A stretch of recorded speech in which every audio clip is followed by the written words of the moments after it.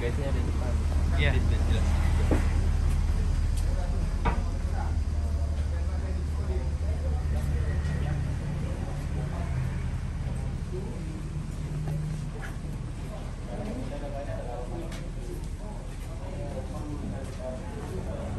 Beliau juga yang menyelamatkan sumur ini pada saat pembetulan gorong-gorong, karena gorong-gorong itu adalah peninggalan zaman Belanda.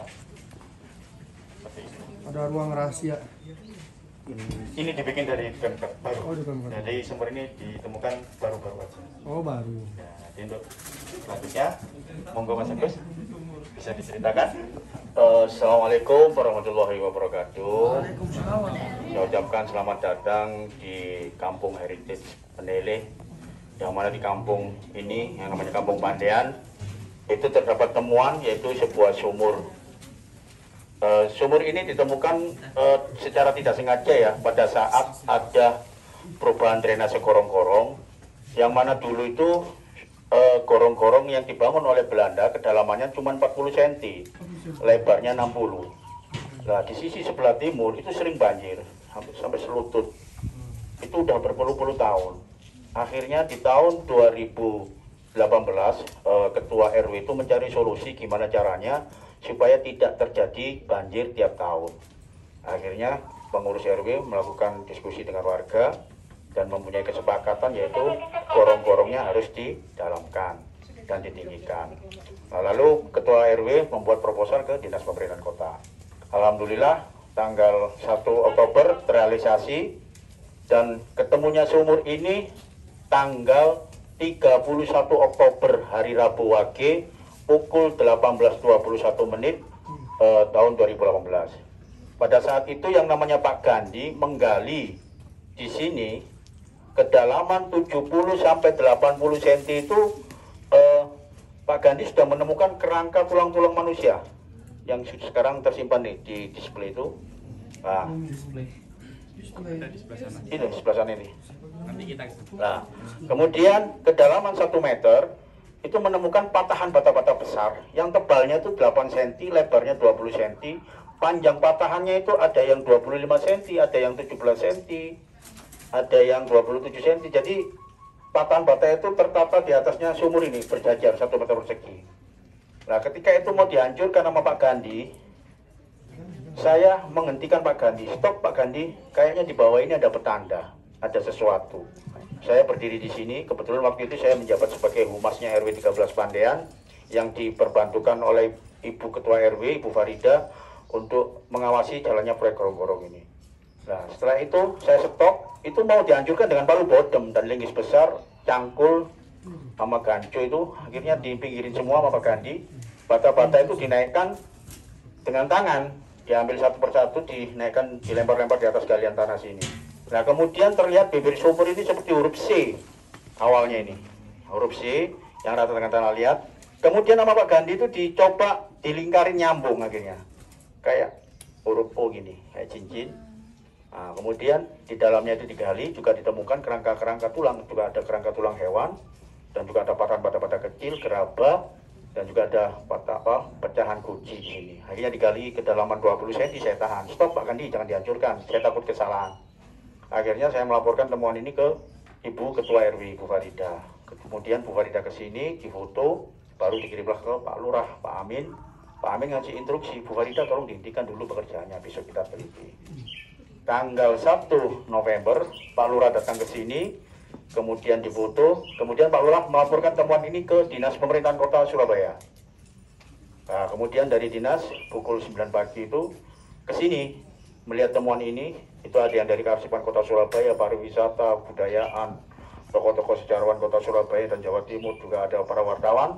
Melihat temuan ini juga terkejut orang-orang yang dari tokoh-tokoh sejarawan. Loh, ini temuan kuno ini, jangan-jangan di zaman kerajaan, entah ini kerajaan Singosari apa Majapahit itu. Akhirnya dari Dinas Pemerintahan Kota Surabaya itu mendatangkan tim peneliti ahli arkeologi dari BPJB Trowulan Mojokerto, Jawa Timur. Nah, setelah dilakukan penelitian di sini, tanggal 2 November, itu tim peneliti juga terkejut melihat temuan ini. Loh, ini juga banyak ditemukan di daerah Trowulan Mojokerto, namanya Sumur Jobong. Akhirnya dilakukan penelitian kurang lebih 2 jam, dan dalam penelitian itu dinyatakan bahwa sumur ini keberadaannya ada di zaman era kerajaan Majapahit. Lalu tidak berhenti di situ aja, penelitiannya dilanjutkan meneliti tulang-tulang manusia yang ada di area sini untuk mencari tahu angka usia kehidupannya tahun berapa dan kematiannya tahun berapa.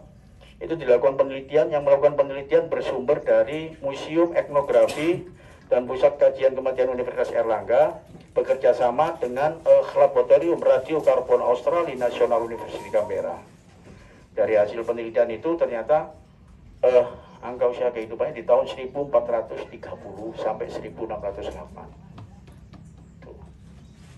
Dan lalu juga nggak berhenti di situ aja, dilakukan penelitian tes DNA tulang-tulang manusia yang ada di area sini, diteskan dengan warga asli kampung sini, berapa orang, 2 atau 3 orang yang diambil air liurnya, usia di atas 70 tahun, itu yang melakukan penelitian bersumber dari Laboratorium Human Genetic Universitas Airlangga. Dari hasil penelitiannya itu 96 sampai 97% sama. Jadi warga sini yang masih diam di sini itu masih ada keturunan dengan tulang-tulang yang ada di sini, area sumur. Ya, itu yang bisa saya sampaikan dengan penemuan dan penelitian-penelitian yang ada di temuan yang ada di sumur Coblong ini. Mungkin ada pertanyaan? Airnya masih digunakan ya, Pak? Kalau warga nggak menggunakan, tapi kadang ada ya seperti orang-orang spiritual yang menggunakan air ini, dan juga tokoh-tokoh budayaan yang mengambil air ini juga dipakai untuk acara ini ya, kegiatan ritual. Air ini dibawa kemana-mana, ada yang dari Kalimantan juga ke sini bawa air ini. Ada yang dari Bogor, dari Serpong, Cuci kok nggak dapat jodoh kau? Lamongan, Gresik, Bandung.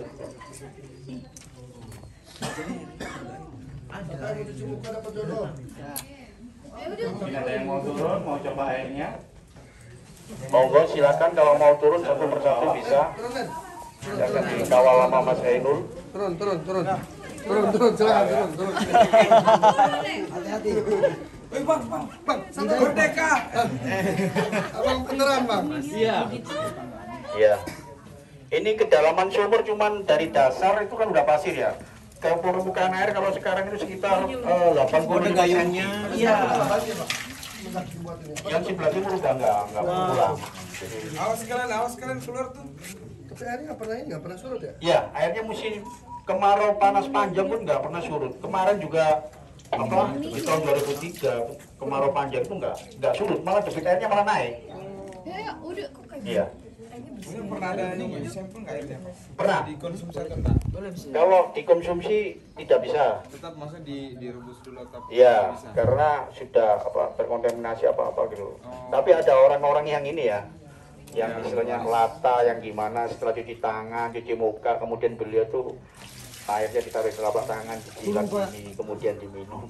Ini khasiatnya apa, Pak? Ada botol kosong nggak mau ambil airnya? Iya. Iya, ini nggak tahu juga. Iya. Ini sumur ini nggak bau ya, nggak apa. Cuma sumur yang ada di warga ini udah nggak pada ini aroma bau udah.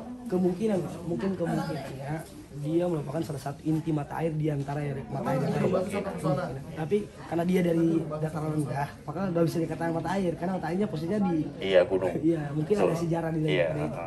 seperti itu. Betul. Makanya pengen penasaran karena sama kayak di Iya. ada tuh kayak gitu.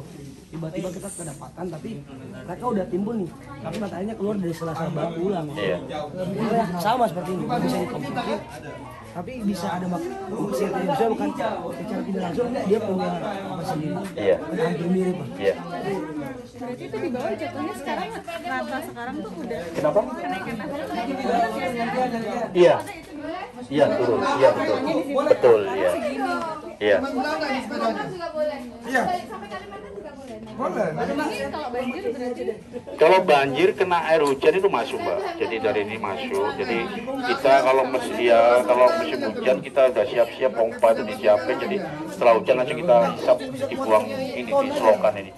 Jadi selokannya ini belok ini. Dulu awalnya selokannya yang dibangun oleh Belanda di atasnya ini kedalamannya cuma 40 cm.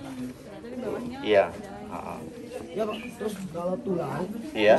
sama sumur otomatis sudah duluan. Iya. Terus berarti ada proses pemakaman atau dibiarkan terbuka? Jadi begini, kalau menurut peneliti dari pengamat sejarah, tokoh-tokoh sejarawan, bahwa kampung kawasan Peneleh ini, ya itu dulu adalah sebuah kampung atau desa kecil yang keberadaannya ada di tepian sungai.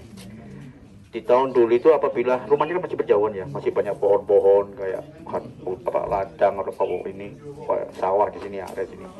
Itu rumahnya berjauhan. Jika ada keluarga yang meninggal dunia itu dimakamkan di area pekarangan rumah di sekitar itu. Jadi kita nggak tahu lama-lama kan semakin padat ya. Nah, makam itu kan berserakan tanah itunya, tulang-tulang itu. Nah kebetulan di sini pas waktu penggalian ya ini ada juga tulang-tulang. Dan yang bekas kubur ya? Iya. Tapi nggak perkuburan umum, tapi kayak keluarga. Iya, zaman-zaman dulu ya. Sayangnya. Mungkin ada maksud apa Mas Agus seperti itu? Apa nanti kalau dia ingin berziarah kangen tuh nggak jauh gitu? Ya mungkin. Karena dulu kan belum ini ada pemakaman umum. Ya sekeliling halaman. Iya.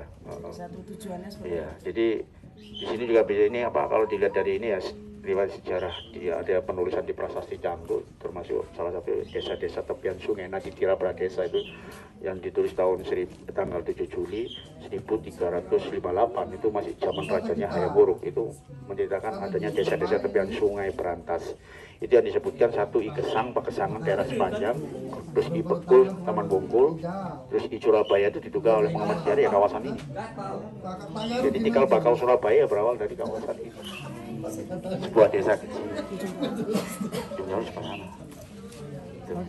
ya mari ya sama-sama Masih Pak. ya Masih Pak. oke sama-sama Mari Bu. Mari Pak. Bumbu tetangga memang nggak lama enaknya. Nah ini beberapa fragmen tulang manusia dan tulang hewan. Ini bentuk batu bata zaman dulu. Bisa dibandingkan dengan batu bata zaman sekarang. Itu di kampung kan cuma karena memang masih belum terada. Maksudnya karena waktu itu terlalu berpikir bahwa akan jangka panjangnya jadi pemukiman.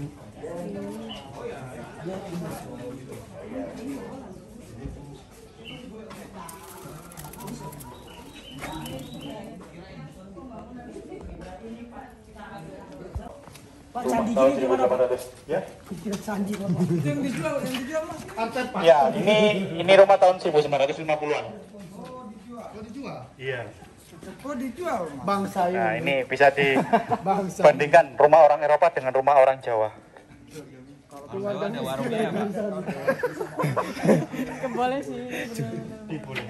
Bangsa Indonesia memang ini sejarah sudah dijual. Rumah ini kan nggak ada sejarahnya, bahkan kayak rumah pribadi seperti itu. Beda kalau memang rumah itu pernah ditinggali orang-orang yang berpengaruh pada saat itu mungkin juga oleh pahlawan nasional atau mungkin rumah itu pernah dipakai untuk musyawarah atau apa kayak yang di Pegangsaan Timur itu, nah itu bisa menjadi rumah cagar budaya. Nah itu tidak diperbolehkan nanti direnovasi seperti itu. Kalau untuk rumah warga boleh termasuk nanti kalau masih ada waktu kita ke rumah kelahiran Soekarno karena di sana sekarang sudah menjadi cagar budaya karena dulu rumah itu dari zamannya orang tuanya Pak Soekarno itu disewakan. Makanya kenapa bentuk rumah aslinya itu sudah tidak diketahui. Hanya berbentuk rumah yang seperti sekarang itu rumah di tahun 1950-an. Strukturnya seperti lama ya? Iya, masih struktur lama. Jadi nggak direnovasi sama sekali. Lama berarti pernah munas. Yang paling mudah kalau misalkan kita melihat rumah tua itu dari lantai. Tehelnya. Ya, tegel yang seperti itu atau seperti itu sudah nggak ada. Sama gede-gede ke sini. Iya.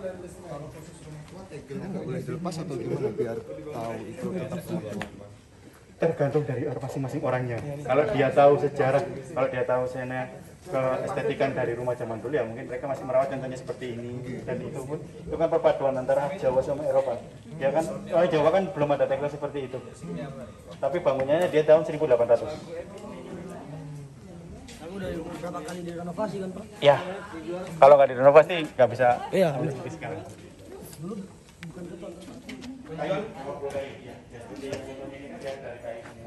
kalau yang bekalnya itu orang Belanda kayak ini kan juga perpaduan berbagai kayu bahwa seperti itu zaman bentuknya alatnya seperti rumah orang Eropa bukan joglo lagi seperti yang ini ini disebut rumah jengki jadi perpaduan antara Eropa dan Jawa rumah modern di Bapak, kamu beli sekarang? Iya. Telepon ini. Harganya paling sekarang ini. Jadi di sini di satu kampung ini ada beberapa model rumah dari beberapa tahun. Ini tahun 1800, ini tahun 1900, itu di atas masih ada angka tahunnya. Oh, ada itunya ya? Iya. Itu di atas, tengah itu. Itu ada tahun 1900 berapa itu? Oh, ada. Ya kan? Nah itu biasa terakhir kalau dia sudah membangun seperti itu, nanti kalau direnovasi dia ada tambahan lagi nanti tahun berapa itu. Ya. Itu zaman dulu yang bagian atas itu tidak. Kita setuju. Awas guys.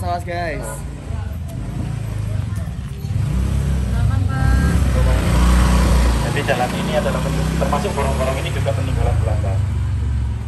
Seperti itu. Makanya kan kenapa dibuat simetris juga, termasuk tadi pada saat yang di sumur tadi kan juga diceritakan seperti itu. Ini apa enggak mau diselamatkan?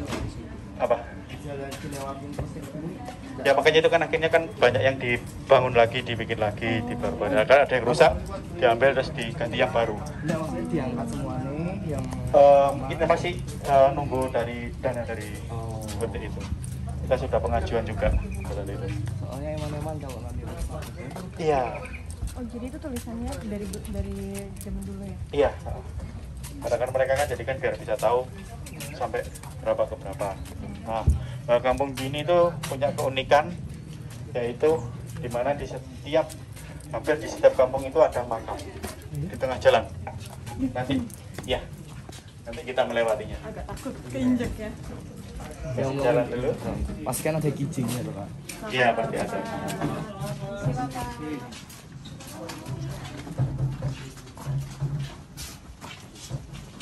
Jadi kampung ini tuh pernah ada yang mengatakan kampung 1000 makam pada saat itu, karena pada saat itu Belanda datang ke sini dan beliau mendirikan perkampungan itu ternyata ditemukan banyak makam berserakan di sekitar sini.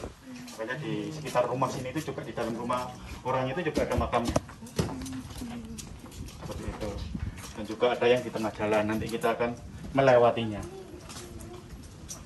Tapi fakta banyak makam di daerah sini sama tadi fakta yang di sumur bahwasanya dulu ini pemukiman tuh bisa disamain nggak, Pak? Iya.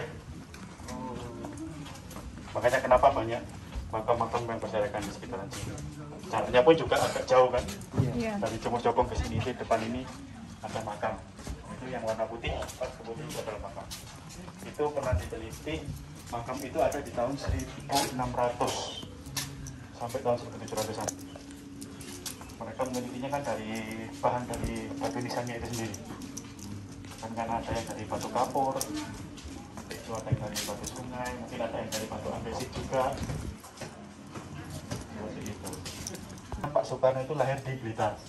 Iya. Ternyata setelah diteliti beliau lahir di Surabaya, dan itu juga beliau sendiri yang mendeklarasikan bahwa beliau adalah arek Surabaya. Seperti itu. Itu pada saat beliau menerima gelar honoris causa di ITB. Seperti itu. Nah ini seperti yang jadi sebenarnya makamnya ada di bawah. Ini makam Makam aslinya ada di bawah. Di Makam- bawah makam ini. makam siapa? Ini nggak ada namanya, karena makam orang dari tahun 1600-an. Oke. Dan mereka kan orang zaman dulu kan kalau ada keluarganya meninggal, makam itu hanya sebatas batu nisan aja. Ada yang terbuat dari kayu, kadang seperti itu, ada yang dari batu. Keluarganya ada, Ini Mas? nggak ada. Anak keluarga. Siapa yang mau adopsi? Kok adopsi? Ini makam termasuk salah satu makam kuno yang ada di kampung ini. Oh, bukan Bung Karno. Bukan, kalau selamat datang di rumah lahir Soekarno. Ini adalah Selamat datang di rumah lahir Bung Karno. Bisa agak merapat. Nah, ayo maju. sambil rata. Boleh? Boleh, silakan. Boleh. Ini luar biasa, calon pemimpin Indonesia. Amin. Siapa tahu nanti di depan saya ini ada yang jadi menteri. Pasti, Pak. Amin. Insya Allah. Doakan. Kemungkinan menjadi presiden ya. Nah, siapa tahu nanti ada yang jadi presiden, kita juga nggak tahu nasibnya. 30 tahun bisa, 20 tahun lagi bisa. Dan siapa yang menyangka kemudian seorang Soekarno yang lahir di kampung, anaknya guru, kecilnya sakit-sakitan kemudian jadi pemimpin dunia. Siapa yang menyangka? Tidak ada yang menyangka. Sudah kumpul rekan-rekan sekalian, selamat datang di rumah lahir Bung Karno. Kami Begandring Surabaya, komunitas sejarah dengan saya Cak Zaki lah. Kalau orang Surabaya itu bilangnya bukan Mas, Cak dan Ning. Nah, saya seperti Bali, itu tarik kecak Mas. Saya Cak Zaki, ada Cak Reyang, ada Ning Dia dan Cak Yayan yang nanti akan membantu rekan-rekan sekalian di rumah lahir Bung Karno. Kami punya tagline kecil sebenarnya di Peneleh ini, sebuah tagline yang sederhana tapi punya makna besar. Indonesia dimulai dari sini. Nah, sederhana sekali. Indonesia dimulai dari sini. Dari mana? Dari Peneleh. Nanti ada rumah lahir Bung Karno yang kemudian jadi presiden orang besar dunia. Ada rumah gurunya, rumahnya Pak Cokroaminoto, nanti harus ke sana. Itulah nanti timbul tokoh-tokoh besar yang ada di Indonesia ini yang bermula dari sini. Indonesia dimulai dari sini. Dan kemudian nanti ada satu peneguhan yang sangat luar biasa. Selama ini waktu saya pun kecil, kita mengenal kalau ditanya Soekarno lahir di mana? Jawabnya pasti Blitar. Nanti kenapa ada sebab lahir di Blitar akan diterangkan Mas Yan secara detail. Kenapa di Blitar? Namun hal itu kemudian disangkal oleh beliau langsung pada saat beliau mendapatkan gelar honoris causa tahun 64 di Universitas Pajajaran. Pada saat itu rektornya sudah bilang, Presiden Soekarno yang lahir di Blitar. Nah, kemudian pada saat beliau berpidato di awal pidatonya beliau menyampaikan begini. Mohon maaf Pak Rektor, saya ingin meluruskan, tadi Pak Rektor bilang saya lahir di Blitar. Itu salah. Saya lahir di Surabaya, jadi saya arek Surabaya. Bahwa itu ada videonya. Dan itu yang meneguhkan bahwa beliau adalah lahir di Surabaya. Disinilah beliau lahir, disinilah beliau berusia 6 bulan kemudian berpindah, dan disinilah seorang Soekarno mendapatkan punjer. Punjer itu mendapatkan mandatnya yang kemudian menjadi tokoh besar. Orang-orang kelas dunia mengatakan seorang Soekarno terlalu kecil memimpin Indonesia dan masih terlalu kecil untuk memimpin dunia. Itu orang tokoh-tokoh dunia menyampaikan seperti itu. Artinya apa? Kita tidak boleh berkecil hati. Aku anak kampung, aduh, aku anaknya orang tidak punya, udah boleh. Harus punya optimisme yang besar seperti seorang Soekarno. Anaknya guru rendahan, rumahnya di kampung, punya sakit-sakitan, tapi kemudian menjadi tokoh besar.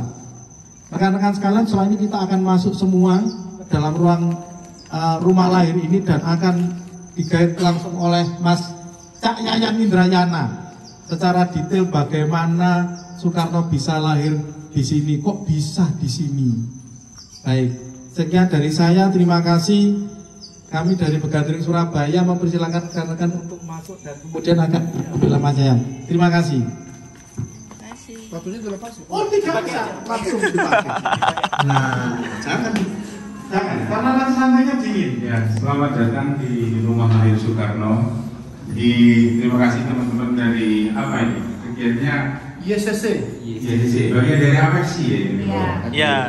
Jadi menarik tadi Mas Zaki sudah menjelaskan ya kenapa Soekarno di sini. Jadi terkait dengan Blitar gitu ya, tentang rumah lahir Soekarno, tentang untuk maju aja di belakang gitu.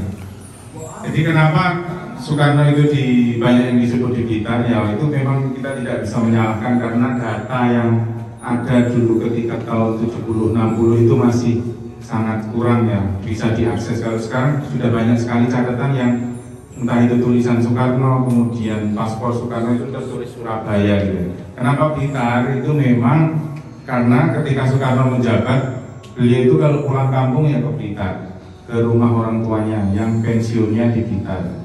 Jadi sehingga orang ya karena pulang kampungnya ke Blitar ya, kalau teman-teman pulang pulkam gitu ya, ketika mudik gitu ya, yaitu akhirnya diasumsikan tempatnya di lahirnya di Blitar.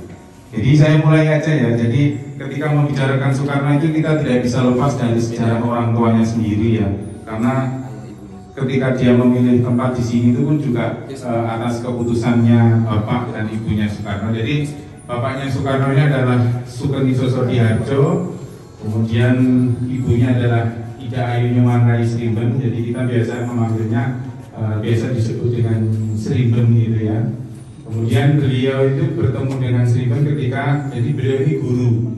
Jadi sebelum di Bali itu beliau di Tulungagung karena kakeknya Soekarno di Tulungagung, kemudian bertugas di Bali. Nah, ketika di Bali itu dia cinlok gitu ya kalau istilahnya sekarang. Dia bertemu dengan seorang gadis yang menarik gitu ya, menarik hatinya. Kemudian mereka menikah di Bali, kemudian mempunyai 2 keturunan. Jadi Soekarno itu mempunyai satu saudara namanya Soekarni. Jadi fotonya ada di situ, itu keluarga Soekarno, jadi berempat itu. Nah, kemudian setelah di Bali mereka terus kemudian dapat pekerjaan, atau kalau sekarang mungkin istilahnya dimutasi gitu ya. Jadi Pak Sugeng itu dimutasi ke Surabaya dan beliau mengajar di salah satu sekolah yang namanya SD Sulung kalau sekarang. Jadi itu yang di belakang gedung gubernuran di Tugu Pahlawan, daerah Tugu Pahlawan situ ada SD Sulung, tempatnya Pak Sugeng mengajar. Kemudian kenapa di sini? Kenapa beliau memilih di sini? Itu dari dugaan dari hipotesa penelitian yang dilakukan, karena memang salah satunya di Peneleh itu memang sudah ketika saat itu 1900 itu sudah dihuni oleh banyak orang dengan latar belakang itu. Banyak orang Chinese, kemudian banyak orang mungkin ada beberapa priai termasuk di sini di Peneleh ini banyak sekali orang Bali. Makanya di sini ada hotel Bali, ada hotel Singaraja ya, tadi mungkin tidak tahu parkirnya dekat dengan situ atau gimana. Itu memang, dan hingga secara akulturasi, secara budaya ini tidak asing bagi sang ibu ya dari Srimben gitu. Sehingga mereka memilih di sini gitu ya. Cuman terkait rumah lahir ini memang kemudian kenapa ditetapkan di sini itu kita juga melakukan banyak observasi ya, karena banyak catatan di Surabaya itu ada yang menulis dia lahirnya di Pasar Besar. Pasar Besar itu juga dekat SD Sulung, kemudian dia juga tertulis di Lawang Seketeng. Di tahun 82 itu ada buku Belanda yang menyebutkan Soekarno lahir di Lawang Seketeng. Lawang Seketeng itu belakangnya sini, jadi di sisi utaranya rumah ini. Cuma kemudian setelah di cross check dengan segala macam, jadi yang menemukan pertama itu namanya Pak Nurinwa, kemudian dilanjutkan oleh Pak Peter Arohi namanya kalau teman-teman publik. Nah itu akhirnya diijtihad ya kalau di Islam itu diputuskan di sini setelah melewati berbagai proses itu.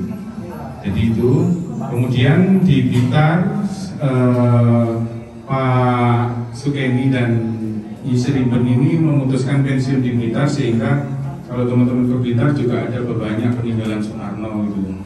Tadi di kuartal pertama juga saya sebutkan ketika berbicara Soekarno itu kita akan mendapati banyak kota gitu ya.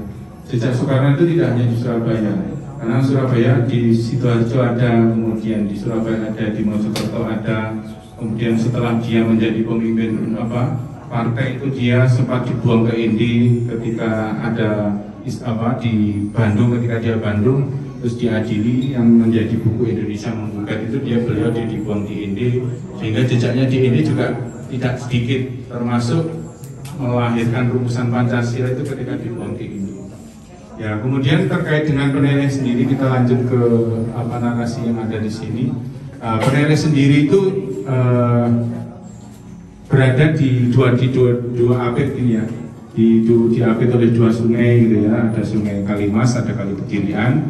Kali Begirian ini tembusnya ke Ampel, teman-teman Ampel, sehingga dulu sirkulasi ketika belum ada jalan itu orang melewati kali sungai ini untuk mulai masuk ke Surabaya itu mulai 2 sungai besar ini. Ketika itu besar, kalau sekarang Kalimas masih relatif besar, tapi Kali Begirian ini mengalami penurunan secara volume gitu, jadi lebih kecil. Kemudian ketika lahir, jadi Soekarno lahir 6 Juni 1901. Kenapa terus kalau kita tahu dia disebut putra sang fajar?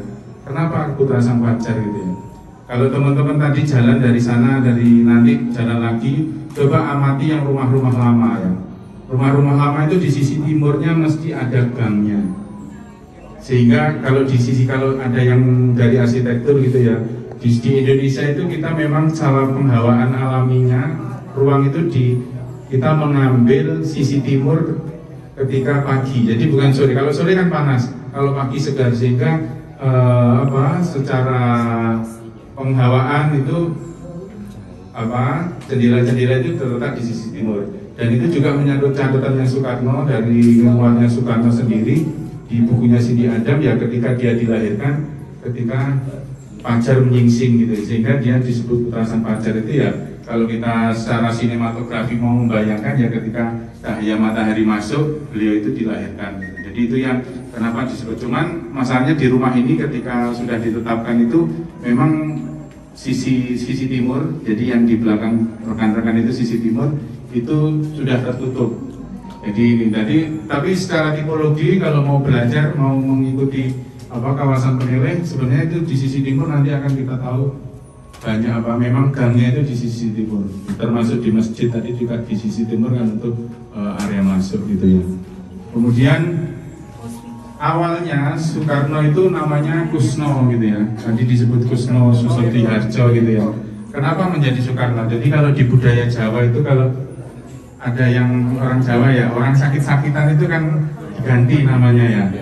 Ya, jadi di Tulungagung juga gitu. Jadi dari kakeknya itu, ini kok cucuku ini gampang sakit segala macamnya, sudah kita ganti namanya menjadi dari Kusno menjadi Soekarno.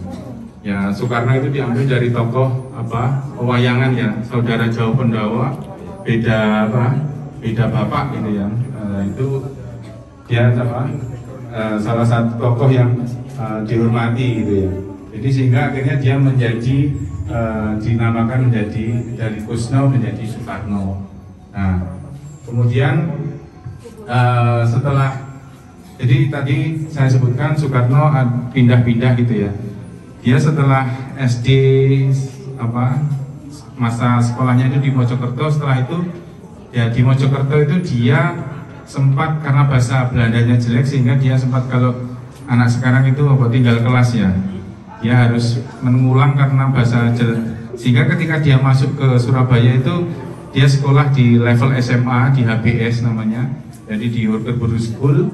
Nah, lokasinya, jadi kalau teman-teman tahu, kalau mungkin googling itu HBS gitu, HBS yang muncul nanti kalau sekarang di SMA Komplek Surabaya itu SMA 5, SMA 2 yang dekat Balai Kota itu HBS. Tapi itu sebelum di situ HBS sebenarnya ada di kantor pos besar ya, di dekatnya Tugu Pahlawan itu ada kantor pos. Nah dulu di situ sekolahnya Soekarno. Nah ketika di Surabaya, ketika di HBS ini Soekarno menerima banyak sekali ilmu ketika dia ada di Peneleh, di kos di rumahnya Pak Cokro. Nanti kalau teman-teman di Cokro, nanti Mas Kuncar mungkin menjelaskan lebih lanjut.